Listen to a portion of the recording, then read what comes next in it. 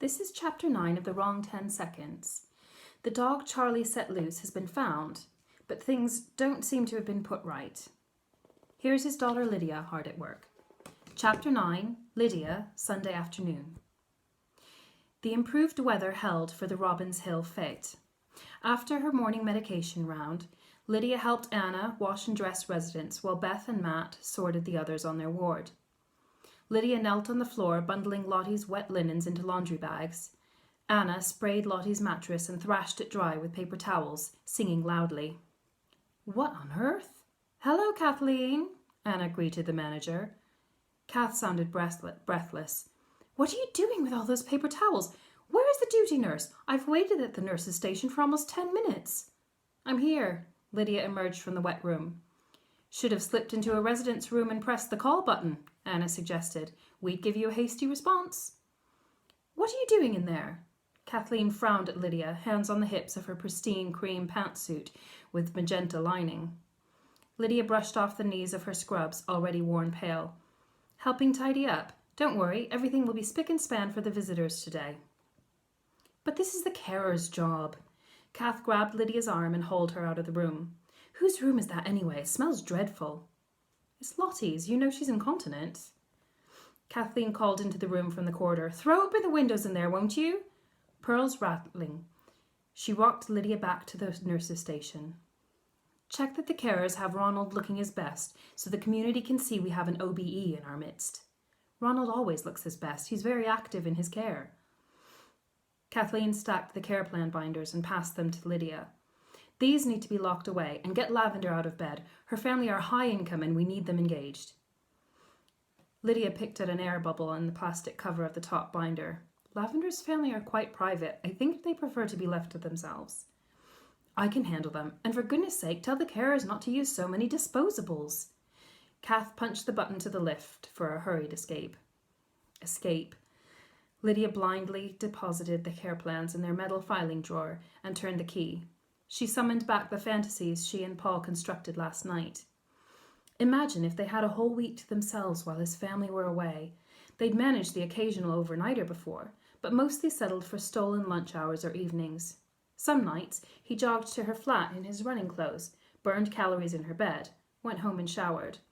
Just showering and falling asleep together would be wondrous. "What she wanted?" Beth appeared from the sluice room around the corner. "You mean Kath? Just checking we're ready to sell. Beth nodded, pursing her lips as if she understood. She probably did. Kathleen was a simple soul.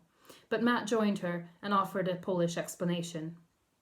Then Anna lugged Lottie's laundry down the hall.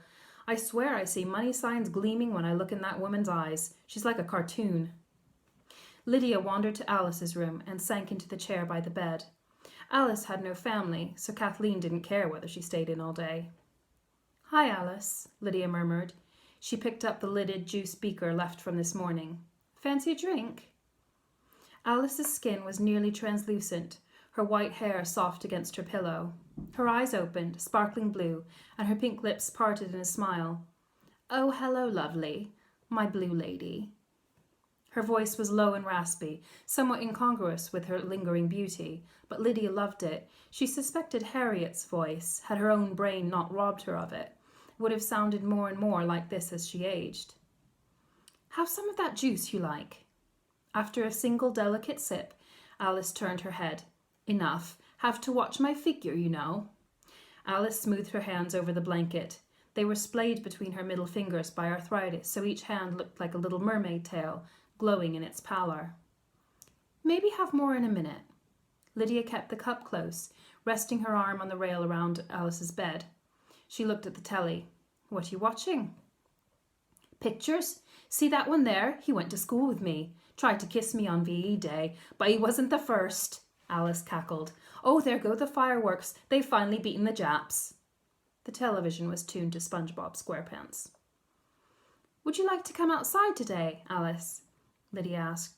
"There's going to be music and cake. You look so pretty in that blue top. We'll have to watch out for boys again." Alice came as close as she could to clasping her hands together. "No, thank you, lovey. I think the director's coming and he's probably still cross over how I danced yesterday. I should practice." She looked down the bed where the blanket covered her stick-thin legs. Her feet always turned out at the heels in first position, even though she hadn't stood in years. "Have some juice first," Lydia coaxed. A tiny sip, then Alice's frail eyelids drifted shut. "No thank you, no thank you, no thank you," she rasped. Lydia put the cup back down on the wheeled tray table by the bed. She laid her hand over Alice's. They were so cold. Alice's eyes flew open again. "Is it all right?" Lydia nodded. Her parents used to close the pub one day each year, shutting themselves into a back room to toil over the accountancy books, file their taxes, and scrabble to find solid footing for the year ahead. After reading, and then getting beaten by Alfie in every pursuit from go fish to den building, Lydia couldn't stand it any longer. She'd push the door open and ask nervously, "Is it all right?" Charlie would look up and smile, his glasses crooked, his hair, fuller then, dishevelled. Invoices all over the table. Harriet might be clicking her fingers as she whirred through her calculations, or standing at the window with a cigarette. Charlie used to say if only Harriet weren't so smart, so fast at everything, perhaps she wouldn't have time to smoke. "Don't worry, Liddy lady," her dad explained. "We all work hard, and we work together, and money always comes in the end." Harriet would rise suddenly, or leap away from the window, sweep Lydia into her arms, and run with her through the dark, deserted bar, bumping past mismatched chairs as Lydia shrieked laughter. Out the door, past the beer garden, and down to the little river. Then they kicked their shoes off and threw water at each other. "Good Lord, I'm glad you turned up," Harriet would say. "I was desperate for adventure." Now Lydia squeezed Alice's hand. "You sure you don't want to come out? Aren't you desperate for adventure?" "Golly, no." Alice settled back against her pillows. "Besides, I expect the postman to arrive. He'll be along, don't worry, that's plenty of excitement for me." Lydia took her leave. She heard Matt and Beth persuading a pained Lavender to leave her bed, while Anna guided the first group of residents to the lift. Ronald looked sharp in his suit and sunglasses, a newspaper slung over his Zimmer frame. "There'll be no mistaking how up-to-date I am," he crowed. Ethel was behind him, the only one on the floor who didn't require walking aid. She kept so busy instructing Ronald and Lottie to go steady, she stepped on their heels. Lydia wheeled Betty, the biter, down in the lift and out to the patio. Betty mumbled about fabric measurements. 3 bolts, 60 yards. 5 bolts, 10 yards each, 50 yards. Half a crown each yard. That's... Get away, girl! Clear off! Betty thumped her fists on Lydia's back as Lydia bent to set the chair's brakes. "Calm down." Lydia hopped back as far from Betty's craning neck and snapping teeth as possible. Betty had worked in the accounting department for a local, now long-defunct textile mill, perhaps even the one Lydia's grandmother sold off. The activities coordinator swooped in with a cup of tea for Betty. Kath fussed over the centerpieces, carnations and asters in bright, fake colours, with an equally bright, fake grin on her face. The 2 miserable office girls, who Anna called Glum and Glummer, had been forced to come in outside their weekday hours to run the tombola. The cleaners set up skittles and exchanged banter with Ronald and Ethel, while Lottie snoozed under a straw hat. Outsiders started to arrive, hanging at the edges of the patio. Young families who appeared to have hiked in from another part of town, a couple in anoraks, approaching old age themselves. Lydia looked past them all at the car park and spotted Paul's McGann. Whenever he was near, her heart swelled so it didn't fit comfortably in her chest. Their paths crossed on the ward as Paul pushed Eddie's padded chair toward the lift. Lydia heard Eddie cursing before she saw them. "What the hell are you trying to do, you bloody great idiot? Ow! Me arse! Watch where you're going!" Over Eddie's head. Paul already looked worn down, but he brightened when he saw her. "Morning, Nurse Lydia." Lydia pressed the button to call the lift. "Don't worry, Mr. Harrow, there's a nice cup of tea waiting downstairs, and—" "It's my sodding cider I want, you stupid cow!" He slammed his fists on the arms of his chair. "Dad!" Paul's cheeks flushed. "You can't—" "It's fine." Lydia touched his arm. "I got smacked a few minutes ago. This is nothing." Paul pushed Eddie's chair into the lift. Behind his father's back, he kissed Lydia, his hands tender in her hair as the lift slid down. Never had she felt such vertigo in an elevator.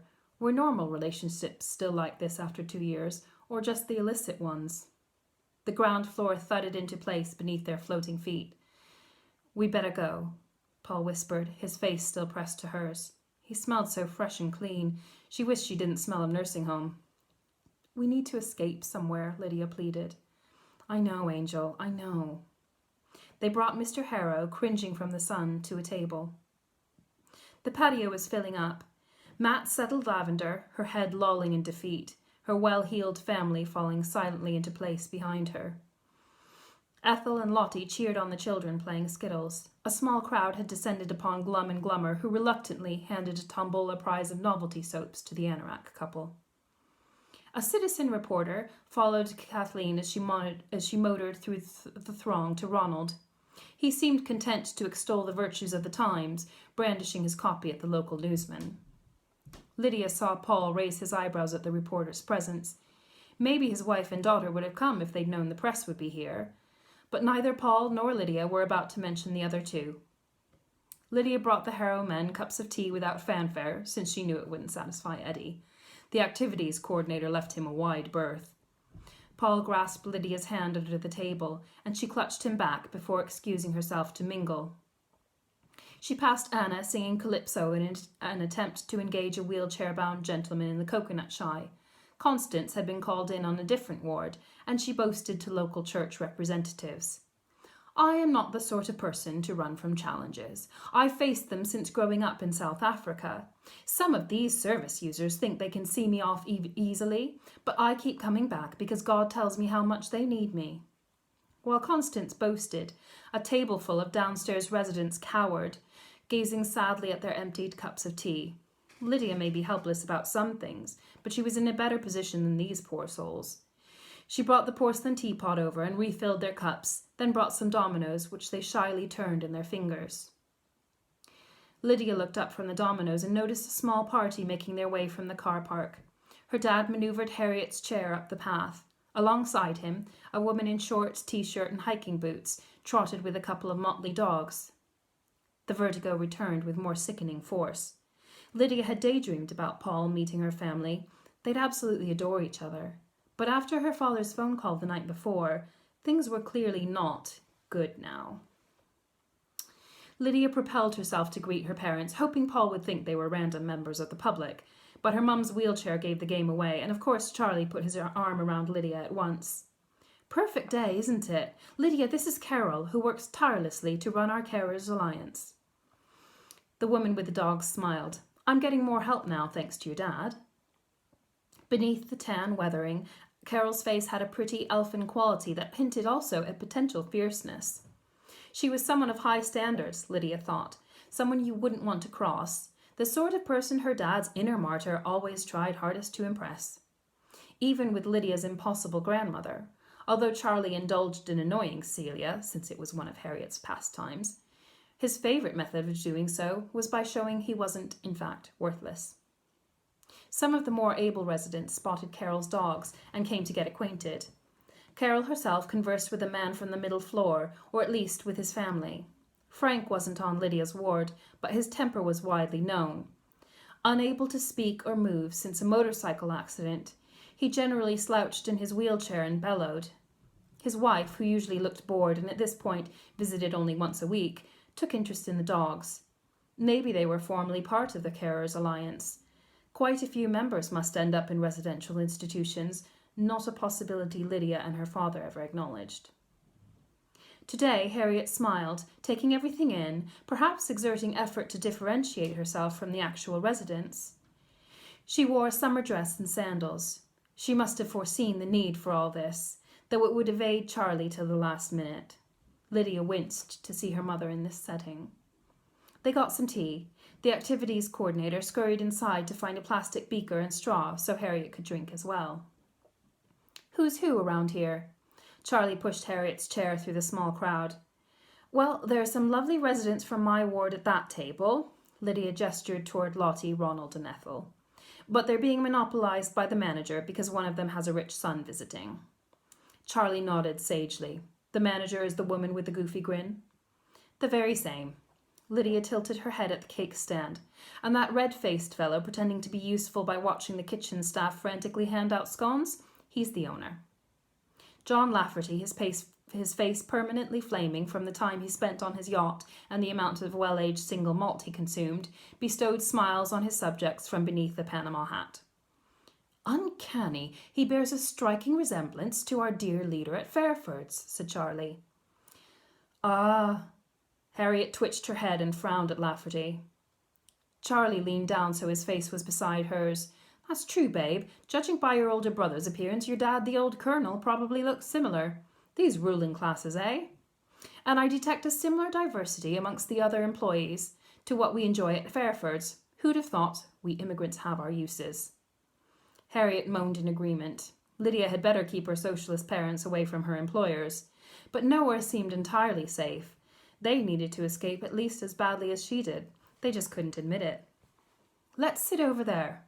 Charlie turned Harriet's chair toward the table with the fewest chairs already taken, which of course was Eddie's and Paul's. Everything clouded over. Lydia vaguely saw Paul jump up and move a chair to make space for Harriet, his smile shy but welcoming, strong hands trembling slightly. Again, Charlie took charge of introductions, concluding, "And perhaps you know our daughter Lydia, who's a nurse here." "I do," Paul said. She really brightens things up for us." Lydia concealed her blush, bending to put the brakes on Harriet's chair. "That's our girl," boasted Charlie. "You're not from round here," Eddie accused him, his eyes beady, scone crumbs stuck to the grey stubble on his chin. "Guilty as charged," Charlie laughed. "Would you like to tell me about the area, sir? What might a Yank need to know?" Sometimes he was a genius, Lydia thought. Normally, Charlie would defend his 30-year stake in the community, but he saw there was no point with Eddie and cheerfully acquiesced. Eddie considered. "You a cider man? Orchard just outside Tuckworth makes cider finer than anything where you come from, I reckon." "I couldn't agree more. My wife and I used to own a pub in Tuckworth, and we went to Farmer Jack for our specialty ciders every time." Lydia and Paul sat open-mouthed as Charlie and Eddie swapped stories about Farmer Jack, so illiterate he couldn't write his own invoices, but who could predict when his animals would give birth almost to the hour.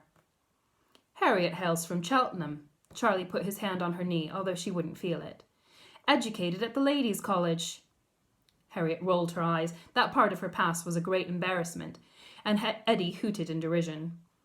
Charlie went on, "But she swears by Farmer Jack's cider, don't you, my love?" As Eddie launched a tirade against all the toffs of Cheltenham, Paul seemed to recover his wits, complimenting Harriet. "That's a lovely dress, Mrs. Swenson." Glimmers of her mother's intelligence shone in her eyes as she looked between them. Charlie hadn't mentioned their last name. "Mum," Lydia stuttered, "Mr. Harrow here teaches at the special needs school on the other side of town." While Paul spoke of how he loved teaching his students woodwork and all he learned from them in turn, Harriet's eyes warmed and she smiled, as Lydia knew she would. She couldn't resist a do-gooder any more than Lydia could. Despite the college preventing Paul from getting a divorce, he'd be incomplete without that job. Look what it did to Dad, not doing the work he loved. Carol rejoined them. Eddie called her mutts proper dogs. Hearing the Harrows' surname, Carol asked Eddie and Paul, "Any relation to Deb?" Paul's smile faltered, while Eddie looked baffled. "She's my wife." "Aha!" Carol plunked into the last free chair. "I've taken her exercise class a few times. Amazing how full of energy she is." "Yes," Paul agreed, his eyes downcast. Lydia stared disingenuously. She couldn't help wanting to read his thoughts. He admitted, "That's certainly true." "And you've finally got your dog back. You must have had a terrible few days. Poor little Nicky. And poor Shiana." Carol sipped her tea, shaking her head. Lydia saw her father's face fall. That's the end of chapter 9. I'm going to put chapter 10 up as soon as I can because it will continue right there with how Charlie is doing.